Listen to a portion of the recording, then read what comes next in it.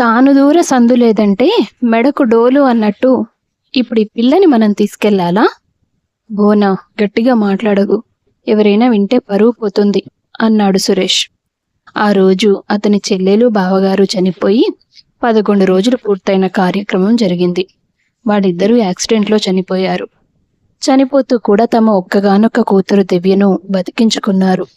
అప్పుడు తన వయసు 4 ఏళ్ళు. చావుకి అర్థం కూడా తెలీదు తనకి. ఆ పసిపాప మొహం చూసి వచ్చిన వాళ్ళందరికీ జాలేసింది. ఆమెకు మేనమామ తప్ప వేరే బంధువులెవరూ లేరు. కాబట్టి అంతా కలిసి దివ్యను సురేష్ తీసుకెళ్లాల్సిందిగా కోరారు. అదే అతని భార్య భువనికి కోపం తెప్పించింది. తప్పదన్నట్టుగా వాళ్ళు దివ్యని తీసుకొని తమ ఇంటికి వెళ్లారు. 2 గదులున్న ఈ కొంపలో మనమెక్కడుంటాం? మన కొడుకు భరత్ ఎక్కడుంటాడు? ఇప్పుడు ఈ పిల్లెక్కడుంటుంది? ఎంత చిన్న పిల్లలైనా వీళ్ళిద్దరినీ ఆ గదిలో వదిలేసి మనం మన గదిలో ఉండగలమా? భరత్ వయసు అప్పటికి 9 ఏళ్ళు. వాళ్ళు మాట్లాడేది పూర్తిగా అర్థం కాకపోయినా కొంత అర్థం చేసుకొని ఇంటికి ఎదురుగా ఒకప్పుడు పశువుల కొట్టంలా ఉన్న తమ గుడిసెను శుభ్రం చేసి కొన్ని తడకలు పేర్చాడు. సురేష్ కొడుకుకి సాయం చేశాడు. నా గది కంటే ఈ గుడిసే పెద్దగా ఉంటుంది, గాలి కూడా బాగా వస్తుంది. ఇకపై నేను ఇక్కడే ఉంటాను. ఆ దివ్యతో కలిసి ఉండమని చెప్పొద్దు. కొడుకు మాటలు విని భువన పొంగిపోయింది. వీడెక్కడ దాని మీద జాలి చూపిస్తాడో అని భయపడ్డాను. నాకంటే ఎక్కువే విసుక్కుంటున్నాడు. మంచిదే అయ్యిందిలే అనుకుంది ఆమె. తర్వాత రోజు నుండి భరత్ అదే గదిలో ఉండేవాడు. దివ్య 4 ఏళ్ల చిన్నారయ్యుండి కూడా ఒక్కతే ఒంటరిగా మరో గదిలో ఉండేది. భువన, సురేష్లు ఆమెను పెద్దగా పట్టించుకునేవారు కాదు. వాళ్లతో పాటు టైంకి తిండి పెట్టేవారు. ఆ తర్వాత ఎవరి పని వాళ్ళు చూసుకునేవాళ్ళు. దివ్యను స్కూల్కి కూడా పంపలేదు భువన. ఇవన్నీ చూస్తూ పెరిగిన భరత్కి ఆ పసిపాప మీద చాలా జాలేసింది. తల్లి చుట్టుపక్కల ఇళ్లకు మాట్లాడడానికి వెళ్ళినప్పుడు, ఏదైనా పనికి వెళ్ళినప్పుడు భరత్ దివ్యను ఆదరణగా దగ్గర కూర్చోబెట్టుకొని మాట్లాడేవాడు. ఆమెకు అక్షరాలు నేర్పేవాడు. తనకున్న పుస్తకాల్లో కొన్నిటిని ఇచ్చి ఇంట్లో ఏమీ తోచనప్పుడు అందులో అక్షరాలు రాసుకోమని చెప్పేవాడు. ఆ వయసులో తనకేమీ అర్థం కాలేదు, కానీ వేరే కాలక్షేపం ఏదీ తెలియదు. అందువల్ల పుస్తకాల్లో బొమ్మలు చూస్తూ అక్షరాలు రాస్తూ ఆ బొమ్మల్ని గీసుకుంటూ కాలక్షేపం చేసేది. 3 ఏళ్ల తర్వాత భువనికి అంగన్వాడీ టీచర్గా ఉద్యోగం వచ్చింది. ఇంట్లో ఒంటరిగా దివ్యని ఉంచడం కష్టం అయిపోయి ఒక గవర్నమెంట్ స్కూల్లో చేర్పించారు. దాంతో భరత్ కూడా చాలా సంతోషించాడు. అలా దివ్య స్కూల్కి వెళ్ళి చదువుకోవడం మొదలెట్టింది. కొన్ని సంవత్సరాలు బాగానే సాగింది. భరత్ తన తల్లిదండ్రుల ముందు దివ్యతో మాట్లాడేవాడు కాదు. వాళ్ళు లేనప్పుడు ఆమెతో చాలా స్నేహంగా మెలిగేవాడు. అలా దివ్యకు 16 ఏళ్ళు వచ్చేశాయి. 10వ తరగతి పూర్తయిపోయింది. ఇన్నాళ్ళు అంటే చిన్నపిల్లవని ఇంట్లో ఎవరూ లేనప్పుడు ఎలా ఉంటావని బడికి పంపాను. నీ పుస్తకాల ఖర్చు ఒకటి దండగా నాకు. ఇక చాలు, ఒక కుట్టు మిషన్ కొనిస్తాను, ఇంట్లో కూర్చొని పని చేసుకో అంది భువన. ఆమె మాటలకు దివ్య మనసు నొచ్చుకుంది. కానీ ఎదురు తిరిగి మాట్లాడలేదు. ఓ రోజు రాత్రివేళ అందరూ నిద్రపోయాక భరత్ నెమ్మదిగా దివ్య గది తలుపు తట్టాడు. ఆమె నిద్రమత్తులో బయటకొచ్చింది. ఏమైంది బావా, ఈ వేళప్పుడొచ్చావు? నీతో పనుంది, రా నాతో. ఈ సమయంలో నిన్ను నన్ను కలిపి చూస్తే అత్త నన్ను చంపేస్తుంది. ఈ సమయంలో పిడుగులు పడినా మీ అత్త నిద్ర లేవదు, ముందురా అంటూ తన గదికి తీసుకెళ్లాడు. గది మొత్తం బెలూన్స్తో అలంకరించి ఉంది. గోడ మీద హ్యాపీ బర్త్డే అని అక్షరాలు అందంగా రాసున్నాయి. అదంతా చూసి దివ్య చాలా మురిసిపోయింది. ఈరోజు నీ పుట్టినరోజు కాదు కదా బావా, ఎందుకు ఇదంతా రెడీ చేశావు? అయ్యో మొద్దు, ఇప్పుడు టైం 12 అవుతుంది. తెల్లారితే నీ పుట్టినరోజే కదా. ఓ అవును కదా, రా కేక్ కట్ చేద్దాం. కేకా? నిజంగానా? ఎప్పుడు అందరి పుట్టినరోజులకి వెళ్ళడమే కానీ నా బర్త్డే సెలబ్రేట్ చేసుకోలేదు కదా. ఈసారి ఎందుకు నీకు ఈ ఆలోచన వచ్చింది? ఎందుకంటే నువ్వు వెళ్ళిపోతావు కదా, అందుకనే. నేనెక్కడికి వెళ్తాను? నేనెక్కడికి వెళ్ళను. నువ్వు లేని ఏ చోట నేను ఉండలేను. ఆమె అమాయకంగా చెప్పినా భరత్ మనసును ఆమె మాటలు తాకాయి.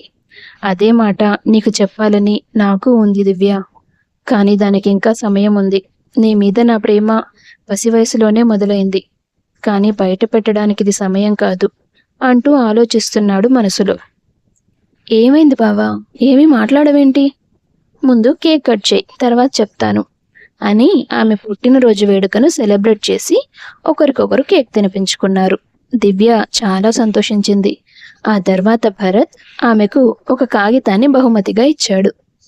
ఏముంది బాబా ఈ కాగితంలో అంటూ తెరిచి చూసిందామె. అది ఆమె 10వ తరగతి పరీక్షా ఫలితాల పేపర్. చాలా మంచి మార్కులతో పాస్ అయిందామె. అది చూడగానే ఎంతో సంబరపడింది. నీకు తెలుసా దివ్య, నువ్వు మన మండల్లోనే ఫస్ట్ ర్యాంక్ సాధించావు. అవునా, నాకు చాలా ఆనందంగా ఉంది బాబా. అవును, ఇందాకేదో చెప్తానన్నావు, ఇప్పుడు చెప్పు. ఇదిగో ఈ పెన్ను పేపరు తీసుకో, నేను చెప్పినట్టుగా రాయి. సరే అత్తయ్య, మామయ్య, నన్ను క్షమించండి, నేను ఇంట్లో నుంచి వెళ్ళిపోతున్నాను. ఇంట్లో నుంచి వెళ్ళిపోవాలా? ఎందుకు? పూర్తిగా రాయవే ముందు. ఎన్ని సంవత్సరాలు మీరు నన్ను కూతుర్లా పెంచారు, అందుకు కృతజ్ఞతలు. ఇంక నేను మీ ఇంట్లోనే ఉంటే రేపటి రోజు నా పెళ్లి మీకు భారం అవుతుంది. అందుకే ఎక్కడికైనా దూరంగా వెళ్ళిపోయి కూలి పని చేసుకొనైనా సరే ఒక హాస్టల్లో ఉంటూ బ్రతికేస్తాను. మీ భుజాల మీద నుండి నా బరువు దింపడానికి ఈ పని చేస్తున్నాను. ఇట్లు మీ దివ్య. బావా, నేనెక్కడికి వెళ్ళను. వెళ్ళాలి, కానీ ఎక్కడికి? పట్నం వెళ్ళాలి. ఎందుకు? చదువుకోవడానికి. నేను ఒక్కదాన్నే ఒంటరిగా సిటీలో ఉంటూ చదువుకోవాలా? నాకు భయం. ఏం కాదే, నేను మీ స్కూల్ టీచర్తో మాట్లాడాను. ఎవరు? సంధ్య టీచర్. తనకి నువ్వంటే చాలా ఇష్టం కదా. మన ఇంట్లో పరిస్థితి చెప్పాను. తను నిన్ను తీసుకెళ్ళి మంచి కాలేజీలో జాయిన్ చేసి హాస్టల్ చూపించి వస్తుంది. 2 రోజుల తర్వాత నేను కూడా వస్తాను, అక్కడ నువ్వు ఎలా ఉన్నావో చూడ్డానికి. ఇప్పుడు నీతో పాటు వస్తే అమ్మకి డౌట్ వస్తుంది కదా. కానీ లేదు, ఏమీ లేదు. ఇక్కడే ఉండి మిషన్ కుట్టుకుంటావా? బాగా చదువుకొని మంచి ఉద్యోగం సంపాదించి ఎవరి మీద ఆధారపడకుండా స్వతంత్రంగా బతుకుతావా? నీకెలా ఇష్టమో చెప్పు, అలాగే ఉంటాను అంది ఆమె అమాయకంగా. నాకు నా మరదలు పెద్ద ఆఫీసర్ అయిపోయి దర్జాగా గవర్నమెంట్ ఆఫీస్లో కూర్చొని ఆర్డర్లు వేసే స్థాయిలో ఉండడం, లేదా పబ్లిక్కి సర్వీస్ చేయడం ఇష్టం. సరే, నువ్వు చెప్పినట్టే వింటాను. ఇదిగో ఈ ఫోన్ తీసుకో. నీ దగ్గర ఫోన్ ఉందనే విషయం సంధ్యా టీచర్కి కూడా చెప్పొద్దు. ఎందుకు? ఆవిడతో పంపిస్తున్నాను, కానీ మనసులో కొంత భయం ఉంది. ఆమె పక్కకు వెళ్ళిన ప్రతిసారి నువ్వు నాకు ఒక మెసేజ్ చెయ్యి, సేఫ్గా ఉన్నానని. అలాగే. ఏ కాలేజీలో చేరావు, ఏ హాస్టల్లో చేరావు, అన్ని డీటెయిల్స్ నాకు పంపించు. వాటి గురించి నేను కనుక్కుంటాను. సరే, ఇక నుంచి మనం రోజు కలుసుకోలేం కదా బాబా. ఫోన్లున్నాయి కదే, మాట్లాడుకుందాం. అలాగే. అలా చెప్పిన అతను తెల్లారే సమయానికి ఆమె బట్టలు సర్ది సంధ్యా టీచర్తో బస్ ఎక్కించి వచ్చాడు. తెల్లారాక, ఒసే దివ్య, ఎక్కడున్నావే? ఒత్తెక్కింది, ఇంకా వాకిలి ఊడ్చి ముగ్గు పెట్టలేదే? అంత ఒళ్ళు బద్ధకంగా ఉందా? ఇంకా నిద్ర లేవలేదు అంటూ తలుపులు తడుతుంది భువన. కాసేపటికి అసలు ఆ తలుపు గడియ పెట్టలేదని తెలుసుకుంటుంది.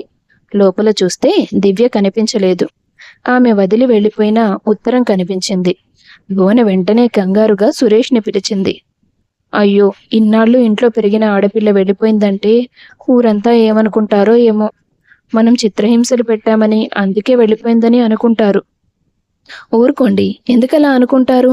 అయినా అనుకుంటే మాత్రం వాళ్ళేమైనా వచ్చి దాన్ని పోషిస్తారా? అనేవాళ్ళకి ఈ ఉత్తరం చూపిస్తే సరి. అది సరిగ్గానే ఆలోచించింది. దానికి పెళ్లి చేయాలంటే మనకి తలకు మించిన భారం అయ్యేది. అలా ఎందుకంటావు భువన? అది ఇంట్లోకి వచ్చాకే నీకు ఉద్యోగం వచ్చింది. నాకు కూడా వ్యాపారంలో మంచి లాభాలు వచ్చాయి. ఎంతో కొంత ఆస్తి కొని పెట్టుకోగలిగాం. బోడి మీ మేనకోడలి వల్ల ఏమీ రాలేదు. మనం కష్టపడి సంపాదించుకున్నాం. మీరు అనవసరమైన జాలి చూపించకండి. అది కాదే, ఆడపిల్ల ఒంటరిగా ఎలా బ్రతుకుతుంది? ఆ విషయం దానికి తెలియదా? దానికున్నపాటి ధైర్యం మీకు లేదు. ఊళ్ళోకెళ్ళి ఈ విషయం చెప్దాం, అంతే. ఆ తర్వాత దానికోసం వెతకడం లాంటివి చెయ్యక్కర్లేదు. ఏరా భరత్, అది ఇంట్లోంచి వెళ్ళిపోవడం నువ్వేమైనా చూసావా? పోతే పోయిందమ్మా, మీరెందుకు దాని గురించి అంత పట్టించుకుంటున్నారు అని భరత్ అనడంతో వాళ్ళు మరి కాస్త ఊపిరి పీల్చుకున్నారు. ఇటుపక్క దివ్యను మంచి కాలేజీలో జాయిన్ చేసి హాస్టల్లో చేర్పించి తిరిగి ప్రయాణమైంది సంధ్య.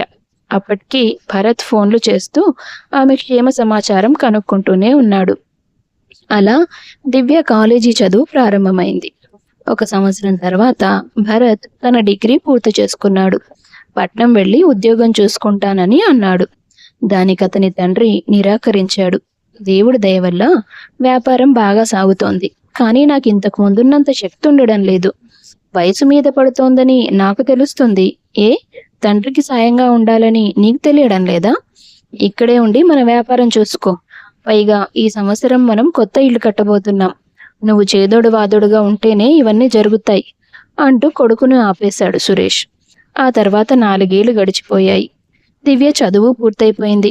పబ్లిక్ సర్వీసెస్ కోచింగ్ కోసం ఒక కోచింగ్ సెంటర్లో జాయిన్ అయ్యింది. అలాగే ఒక చిన్న ఆఫీస్లో పార్ట్ టైం జాబ్లో చేరింది. ఇందుకే పార్ట్ టైం జాబ్ చేయడం, నేను డబ్బులు పంపిస్తానుగా.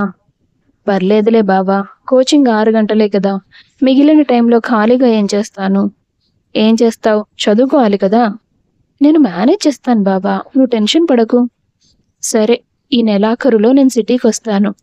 అవునా, నేను ఎదురు చూస్తూ ఉంటాను. అలా వాళ్ళ ఫోన్ సంభాషణ ముగిసింది. 25 ఏళ్లు దాటిపోయాయి. ఇంకా ఎంతకాలమని నీతో విషయం చెప్పకుండా ఉండాలే బాబు. ఈసారి వస్తాను కదా, చెప్పేస్తాను. తొందరగా ఉద్యోగం సంపాదించు. నీ కల నెరవేరితే తర్వాత పెళ్లి చేసుకోవడానికి నేను రెడీగా ఉన్నానని చెప్పేస్తాను. నువ్వు కూడా సంతోషిస్తావు, నాకు తెలుసు. నేను తప్ప నీకు మరో ప్రపంచం ఏముంది అనుకున్నాడతను. మరుసటి రోజు దివ్య పనిచేస్తున్న ఆఫీసులో ఓ సంఘటన జరుగుతుంది. దివ్య, మన బాస్ రోహిత్ సార్ మన ఆఫీస్లోనే ఎవరో అమ్మాయిని లైక్ చేస్తున్నాడంట. అవునా? నీకెవరు చెప్పారు?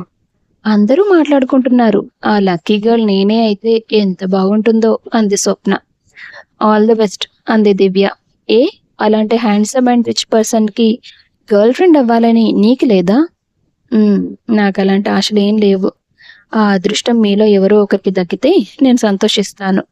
అలా వాళ్ళిద్దరూ మాట్లాడుకుంటున్న సమయంలో రోహిత్ దివ్యను తన క్యాబిన్కి పిలుస్తాడు. ఏంటి అంత సీరియస్గా మాట్లాడుకుంటున్నారు పని చేయకుండా? సారీ సార్, మీరేం మాట్లాడుకుంటున్నారో నాకు తెలియాలి ఇప్పుడు. అదేదో క్యాజువల్గా లేడీస్ టాక్. కాదు కాదు, మన ఆఫీస్లో ఏదో రూమర్ రన్ అవుతోంది, నాకు కూడా వినిపించింది. నేను వెళ్తాను సార్, ప్లీజ్. దివ్య, నాకు ఆన్సర్ చేసి తీరాలి. అది మీరు మన ఆఫీస్లో ఎవరో అమ్మాయిని లైక్ చేస్తున్నారని అంతా అనుకుంటున్నారు. ఇంకా నేను ఎవరికి ప్రపోజ్ చేయలేదే, అలా ఎలా తెలిసింది? అంటే నిజమేనా? నువ్వేమనుకుంటున్నావు? నిజం కావాలనుకుంటున్నావా, కాకూడదని అనుకుంటున్నావా?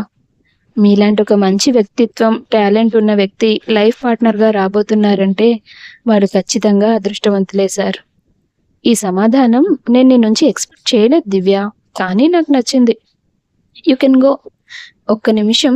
ఈ మంత్ 30కి మా గెస్ట్ హౌస్లో ఒక గ్రాండ్ పార్టీ ఉంది, నువ్వు కూడా రావాలి. అంటే ఆఫీస్లో అందరూ? వాళ్ళకు కూడా ఇన్విటేషన్ ఉంటుందిలే. ఓకే సార్, అందరితో పాటు నేను వస్తాను. బట్ దివ్య, ఇలాంటి రెగ్యులర్ అవుట్ఫిట్స్లో రావద్దు. కొంచెం మోడర్న్గా, స్టైల్గా ఉండే డ్రెస్ సెలెక్ట్ చేసుకో. నీకు అఫోర్డ్ చేయడం కష్టమైతే నేను పంపిస్తాను. ఇట్స్ ఓకే సార్, నేను నా శాలరీతో తీసుకుంటాను అని చెప్పి ఆమె బయటకు వచ్చింది. నా డ్రెస్సింగ్ సెన్స్ సార్కి నచ్చదనుకుంటా. ఏం చేస్తాను, బావ పంపించే డబ్బుల్లో అన్నీ నేను బట్టలకి ఖర్చు చేయలేను కదా. ఇలాంటి మామూలు డ్రెస్సులు కాకపోతే ఇంకేం కొనుక్కోగలను? రేపు ఎలాగో శాలరీ వస్తుందిగా, దాంతో ఒక మంచి వెస్ట్రన్ డ్రెస్ తీసుకుంటాను. ఇలాంటి బట్టల్లో నేను ఆ పార్టీకి వెళ్తే బాస్ అవమానంగా ఫీల్ అయితే బాగోదు కదా. బాస్ చెప్పినప్పుడు చెయ్యాలి మరి అనుకుంది ఆమె. అనుకున్నట్టుగానే 2 రోజుల తర్వాత ఒక మంచి డ్రెస్ కొనుక్కుంది. ఆ రోజు 30వ తారీఖు భరత్ దివ్య కోసం ఒక బంగారపు ఉంగరం కొనుక్కొని ఆమెకు ప్రపోజ్ చేయడం కోసం ఎంతో ఎక్సైటెడ్గా ఉంటాడు. తనకి చెప్పకుండా సిటీకి బయలుదేరి వస్తాడు. కానీ అప్పటికి దివ్య పార్టీకి వెళ్ళిపోతుంది. ఓ దివ్య, ఇది నువ్వేనా? చాలా బ్యూటిఫుల్గా ఉన్నావు, వెల్కమ్ అంటూ ఇన్వైట్ చేశాడు రోహిత్. పార్టీ సజావుగా సాగుతోంది. ఇటు పక్క భరత్ హాస్టల్కి చేరుకున్నాడు. దివ్య ఏదో పార్టీ ఉందని వెళ్ళిందండి. యాక్చువల్గా నన్ను కూడా రమ్మంది, నాకు కుదరలేదు. విజిటింగ్ కార్డ్ ఇక్కడే ఉంది, అదే అడ్రస్ అనుకుంటా అని ఒక అమ్మాయి విజిటింగ్ కార్డ్ ఇస్తుంది భరత్కి. సరే అయితే అక్కడికే వెళ్ళి దివ్యని తీసుకుని చార్మినార్ వెళ్తాను. అక్కడ ప్రపోజ్ చేస్తే అద్భుతంగా ఉంటుంది, మా ఇద్దరికి జీవితాంతం గుర్తుండిపోతుంది అనుకున్నాడు అతను. నేరుగా ఆటో తీసుకుని ఆ అడ్రస్కి వెళ్ళాడు. అబ్బో, పార్టీ చాలా పెద్దదే, నన్ను లోపలికి రానిస్తారో లేదో అనుకుంటూ అడుగులు వేశాడు. అప్పుడే రోహిత్ ఒక అనౌన్స్మెంట్ చేశాడు. యాక్చువల్గా ఈ పార్టీ ఏ రీజన్ కోసం పెట్టానని మన ఆఫీస్ వాళ్ళందరూ అనుకుంటున్నారు. నాకు తెలుసు, మీ అందరి మధ్య ఒక రూమర్ స్ప్రెడ్ అవుతుంది కదా, ఆఫీస్లో అమ్మాయినే నేను లవ్ చేస్తున్నానని. దాని గురించే అఫీషియల్ డిక్లరేషన్ ఇవ్వడానికి నేను ఈ పార్టీ ఇచ్చాను అనుకోండి. ఇప్పుడే ఇక్కడే మీ అందరి ముందే నేను ఆ అమ్మాయికి ప్రపోజ్ చేయబోతున్నాను అంటూ అతను తీసుకొచ్చిన ఒక డైమండ్ నెక్లెస్ పట్టుకొని దివ్య దగ్గరికి వచ్చాడు. భరత్ చేతిలో విజిటింగ్ కార్డు ఉండడంతో సెక్యూరిటీ అతన్ని లోపలికి రానిచ్చాడు. దివ్య కోసం వెతికిన అతని కళ్ళు ఆఖరికి ఆమెను చూశాయి. గులాబీ రంగు మోడల్ ఫ్రాక్లో దివ్య మిలమిలా మెరిసిపోతోంది. అది చూసిన భరత్ చాలా సంతోషించాడు. నేను నీకు ప్రపోజ్ చేసేటప్పుడు నీకు ఎలాంటి డ్రెస్ ఉంటే బాగుంటుందనుకున్నానో ఈరోజు అచ్చం అలా ఉన్నావే నా బంగారం. నా దిష్టే తగిలేలా ఉంది. ఈ పార్టీలో ఉన్న వాళ్లలో ఎంతమంది కళ్ళు పడ్డాయో ఏమో నీ మీద. ముందు నీకు దిష్టి తీసి తర్వాత ప్రపోజ్ చేస్తాను అనుకుంటూ ముందుకు అడుగులు వేశాడు. రోహిత్ దివ్య చెయ్యి పట్టుకుని స్టేజ్ మీదకి తీసుకెళ్లాడు. ఆమె ఆశ్చర్యంగా చూసింది అతన్ని. దివ్య, మీరంతా అనుకుంటున్నది నిజమే. నిజంగానే మన ఆఫీస్లో పనిచేస్తున్న వాళ్ళలో ఒకరిని నేను మనస్ఫూర్తిగా ప్రేమిస్తున్నాను. అది మరెవరో కాదు, నువ్వే. నీలో ఏదో స్పార్క్ ఉంది. ఎవ్వరూ ఊహించనంత టాలెంట్ ఉంది, మంచితనం ఉంది, అందం ఉంది. నీలాంటి ఒక అమ్మాయిని నేను ఇంతవరకు చూడలేదు. చూశాక మరి మిస్ చేసుకోదలుచుకోలేదు. నువ్వు నన్ను పెళ్లి చేసుకుంటావా అంటూ తన చేతిలో ఉన్న డైమండ్ నెక్లెస్ ఆమెకు చూపిస్తూ ప్రపోజ్ చేశాడు. ఆ సన్నివేశాన్ని భరత్ తన 2 కళ్ళతో వీక్షించాడు. అతని మనసు కోపంతో ఊగిపోయింది. దివ్య చుట్టూ ఉన్న జనాన్ని చూసింది. ఆ సమయంలో తనకెలా స్పందించాలో అర్థం కాలేదు. చిన్నగా ఒక నవ్వు నవ్వింది. దాంతో ఆమె ఒప్పుకున్నట్టుగా అందరూ భావించారు. చప్పట్లు కొట్టారు. ఒప్పుకున్నందుకు చాలా థ్యాంక్స్ దివ్య. మీ అందరి ఆశీర్వాదంతో నా ప్రేమ సక్సెస్ అయింది కాబట్టి వచ్చే నెలలోనే నాకు దివ్యకి ఇదే గెస్ట్ హౌస్లో గ్రాండ్గా పెళ్లి జరుగుతుంది అని అనౌన్స్ చేశాడు రోహిత్. అదంతా చూసి భరత్ కళ్ళలో కన్నీళ్లు నిండిపోయాయి. వెంటనే అక్కడి నుంచి వెనక్కి పరిగెత్తాడు. నేను తప్ప నీకు మరో ప్రపంచం లేదనుకున్నానే, కానీ ఇంత కాస్ట్లీ ప్రపంచంలోకి నువ్వు అడుగు పెట్టావని తెలుసుకోలేకపోయాను.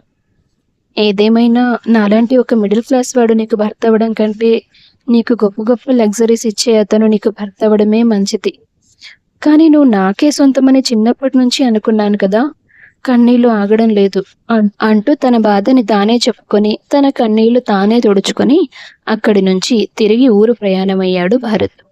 కొద్ది గంటల్లో పార్టీ ముగిసిపోయింది. అందరూ వెళ్ళిపోయారు. దివ్య కూడా తిరిగి తన హాస్టల్కి వచ్చేస్తుంది. అప్పుడు తనకొక ఫోన్ కాల్ వచ్చింది. హాయ్ దివ్య.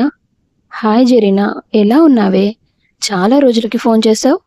చాలా ముఖ్యమైన విషయం చెప్పాలని ఫోన్ చేశాను. ఏంటి?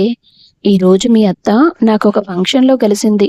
నన్ను పిలిచి ఏయ్ నువ్వు మా దివ్యతో కాంటాక్ట్లో ఉంటున్నావా అంటూ గట్టిగా అడిగిందే.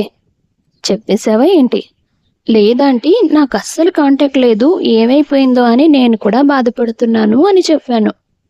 నువ్వు డ్రామా క్వీనే కదా, ఏదైనా చెప్పి నమ్మించేస్తావు. ఇంకేం చెప్పింది మా అత్త? ఒకవేళ నువ్వు కాంటాక్ట్లోకి వస్తే జన్మలో మా ఇంటి వైపు రావద్దని చెప్పమంది. మీ భరత్ బావకి ఏదో సంబంధం చూశారట, వచ్చే నెలలోనే పెళ్ళంట. ఏమంటున్నావే? బావ ఓకే అన్నాడా? పెళ్లి పెట్టుకున్నారంటే ఓకే అన్నట్టే కదా. నాకు అమ్మాయిని కూడా చూపించింది, బాగానే ఉంది. నేనైతే మీ బావని నువ్వే చేసుకుంటావనుకున్నాను. మీ మధ్య ప్రేమ లాంటిదేం లేదా? అబ్బే, అలాంటిదేం లేదు జరీనా. సరేలే, జాబ్ ట్రైల్స్లో ఉన్నావట కదా, ఆల్ ద బెస్ట్. థ్యాంక్స్, ఉంటాను మరి. మా పేరెంట్స్ విన్నా కూడా ప్రాబ్లమే. అలాగే. జరీనా చెప్పిన వార్త విన్నాక దివ్య నిలబడ్డ చోటే కుప్పకూలిపోయింది. చాలాసేపటి వరకు ఏడుస్తూనే ఉంది. ఇన్నేళ్లుగా బావ నా మీద కురిపించిన అభిమానమంతా జాలి మాత్రమేనా? తను కోరుకుంటున్నట్టుగా నేను మంచి ఉద్యోగం సంపాదించి ఇక మనం పెళ్లి చేసుకుందాం బావా అని అడగాలనుకున్నాను. నాకు ఆ రాత లేదని అర్థమైపోయింది. బహుశా ఇది ఈ 2 రోజుల్లోనే ఎప్పుడో జరుగుంటుంది. బావ ఆ అమ్మాయితో మాట్లాడడంలో బిజీ అయిపోయినట్టున్నాడు. అందుకే నాకు ఫోన్ కూడా చేయలేదు. పర్లేదు బావా, నువ్వు నాకు చాలా ఇచ్చావు. నీ సంతోషాన్ని నేనెందుకు పాడు చేస్తాను? నువ్వు చేస్తే తప్ప ఇకపై నీకు ఫోన్ చేయనులే అనుకుంది ఆమె. అలా ఇద్దరూ ఒకరినొకరు సంప్రదించకుండా ఎవరికి వారై ఉండిపోయారు. మరుసటి రోజు దివ్య రోహిత్ని కలిసింది.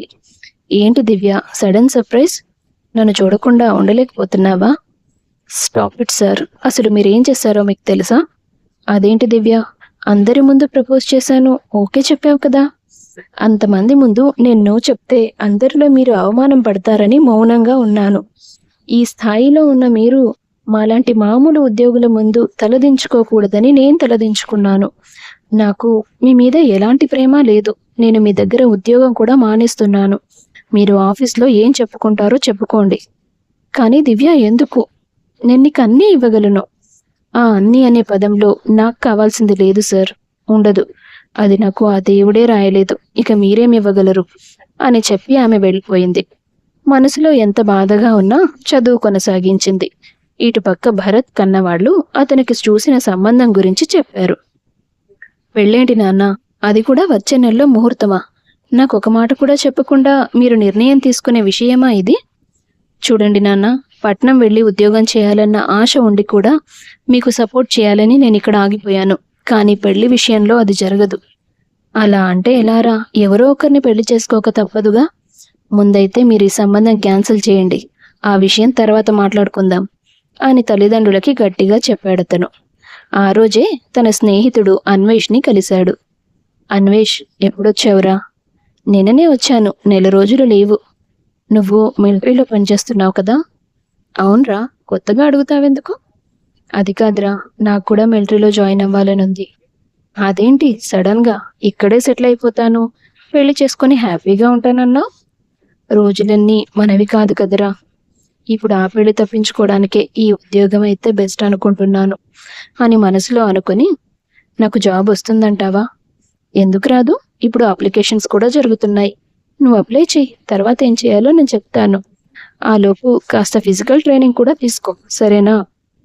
ఓకేరా, థ్యాంక్స్. నేను నీతో కాంటాక్ట్లో ఉంటాను.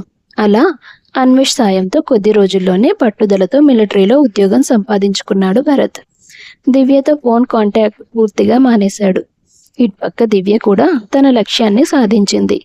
గ్రూప్ 1 ఆఫీసర్గా మంచి ఉద్యోగం సంపాదించుకుని స్థిరపడింది. ఇద్దరూ ఉద్యోగపరంగా గొప్ప గొప్ప స్థానాల్లో ఉన్నారు. దేశానికి సేవ చేస్తున్నారు. కానీ మనసులో మాత్రం అంతా శూన్యం. ఒకే ఒక్కరోజు, ఆ 30వ తారీఖు జరిగిన సంఘటనలు వారి ప్రేమ కథకి అనుకోని శత్రువుగా మారాయి. ఇద్దరూ ఒకరినొకరు మనసులో నింపుకొని ఒకరి కోసం ఒకరు ఒంటరిగా ఉండిపోయారు. 5 ఏళ్లు గడిచిపోయాయి. ఒక్కసారి కూడా వారిద్దరూ మాట్లాడుకోలేదు.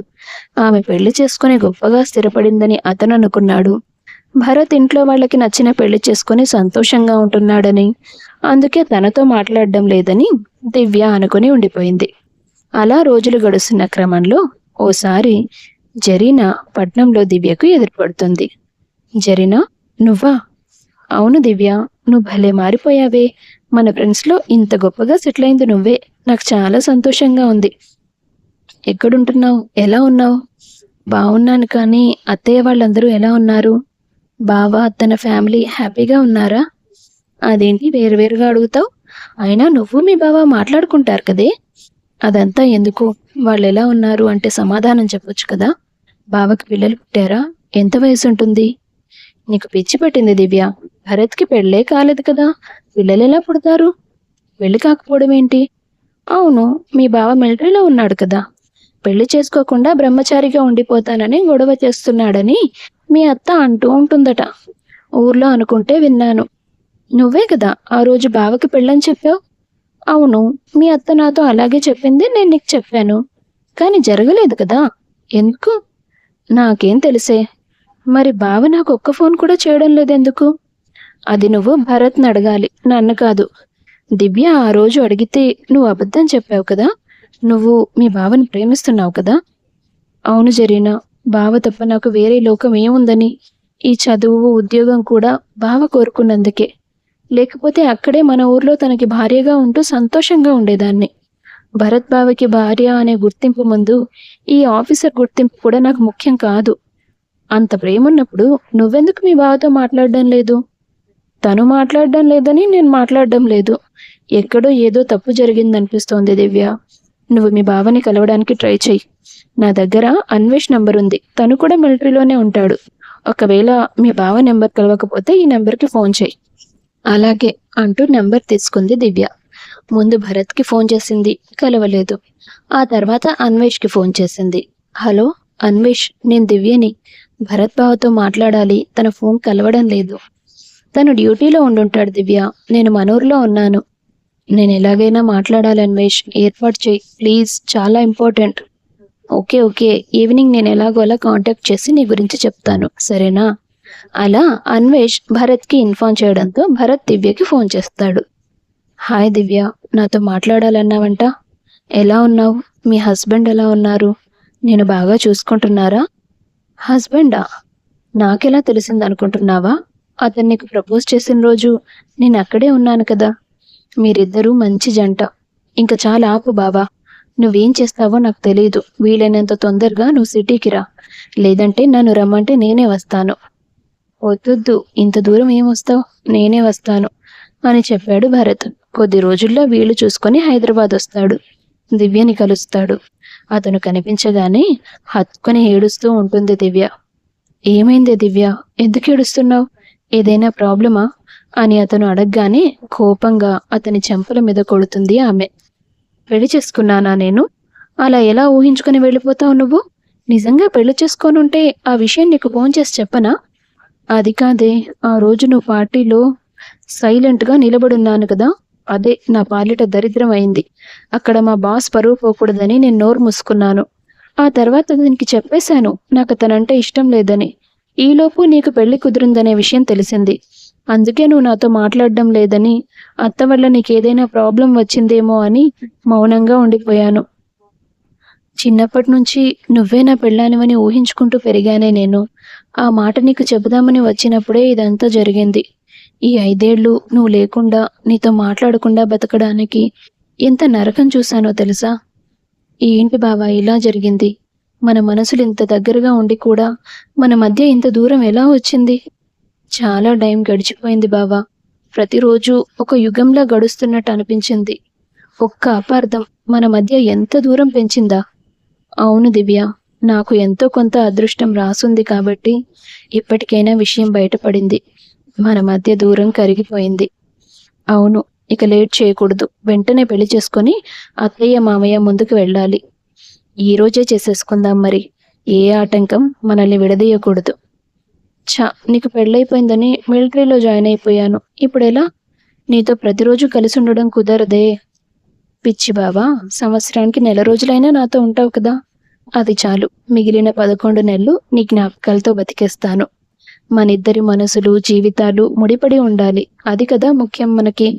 నన్ను సిటీకి పంపించిన తర్వాత మనం ఫోన్లో మాత్రమే మాట్లాడుకోగలిగాం, కానీ ఒకరికి ఒకరం దూరం అయిపోయినట్టు భావించామా? ఇప్పుడు మాత్రం అలా ఎలా అనుకుంటావు నువ్వు? మనం చేసే ఉద్యోగాలకి మన ప్రేమకి రెండింటికి న్యాయం చేద్దాం అని దివ్య చెప్పడంతో భరత్ చాలా సంతోషపడ్డాడు. ఆ రోజే వాళ్ళు గుళ్ళో పెళ్లి చేసుకొని తమ ఊరు వెళ్ళారు. భువన సురేష్లు మొదట షాక్ అయ్యారు, కానీ వాళ్ళకి ఒప్పుకోక తప్పలేదు.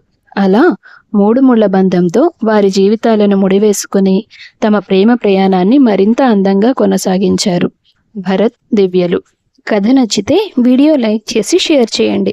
తప్పకుండా ఛానల్ను సబ్స్క్రైబ్ చేసుకోండి. మీ అభిప్రాయాన్ని కామెంట్స్ రూపంలో తెలియపరచండి. అందరికీ ధన్యవాదాలు.